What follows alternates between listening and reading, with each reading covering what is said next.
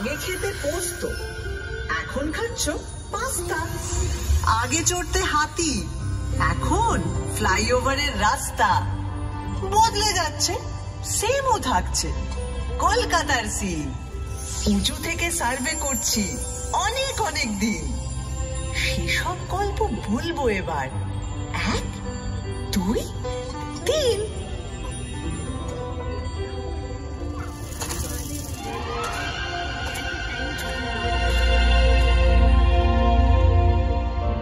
আমায় নিয়ে পট এঁকেছে, এখন হচ্ছে মিম।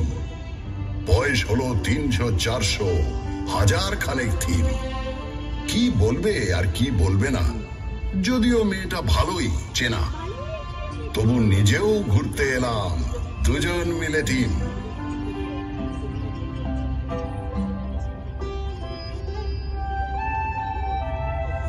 আপনারা এখন যেখানে বসে আছেন, এক সময় সেখানে ঘোরাফেরা করতো।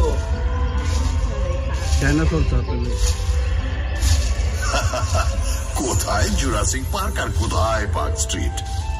এখান থেকে শুরু করলে মোবাইল ফোনে আসতে আসতে 52 এপিসোড লেগে যাবে। তার চেয়ে একটা চেনা জানা ব্ল্যাক এন্ড হোয়াইট দিয়ে শুরু করো। তাহলে এটা দিয়ে করি। একটা গাড়ি সা করে বেরিয়ে এলো 38-2 এলগিন রোডের বাড়ি থেকে 1941 সালের 16ই জানুয়ারি রাত্রে, এবং সোজা ঢুকে পড়ল বাঙালি রাস্তার ভেতর। না না না না না, নেতাজি সুভাষচন্দ্র বসু তার আগেই কলকাতার আত্মায় ছিলেন। উনি তো 1930-এ কলকাতার মেয়র হয়েছিলেন। কংগ্রেসের প্রেসিডেন্ট হয়ে তিনি ভারতের আত্মায়। তবে ব্রিটিশদের চোখে এক মন ধুলো দিয়ে ওই মহানিষ্ক্রমণ। 3-4 রকম ছদ্মবেশ, একেবারে থ্রিলার। তার উপরে আক্ষরিক অর্থেই তিনি মৃত্যুহীন। এরকম সুপার হিরো কলকাতা আর পায়নি।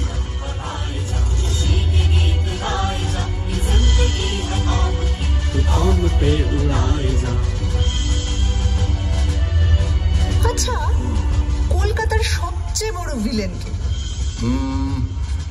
আমি একজনের কথা বলবো যার কোনো নামই নেই। নামই নেই মানে?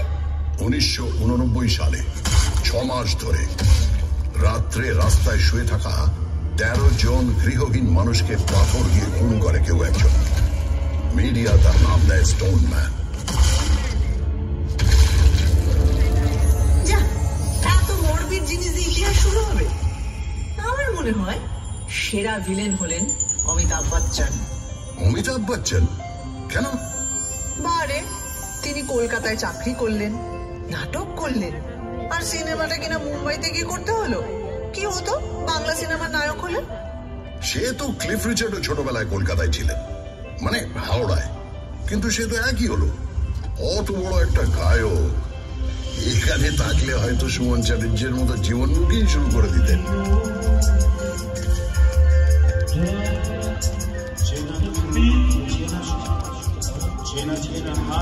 আর পেলে? পেলে কলকাতায় ছিলেন না?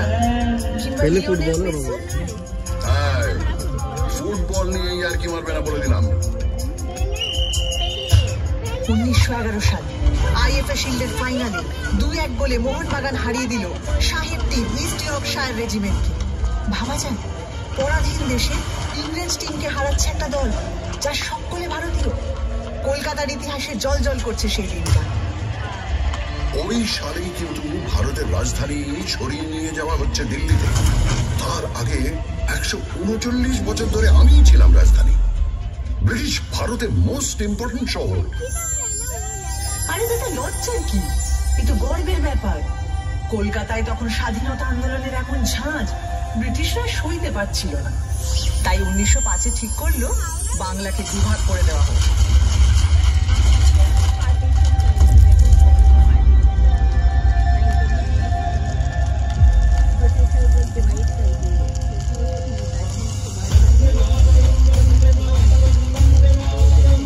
লর্ড কার্জন একটা চিঠিতে লিখছেন, কলকাতাকে সফল চক্রান্তের সিংহাসন থেকে সরাতেই হবে।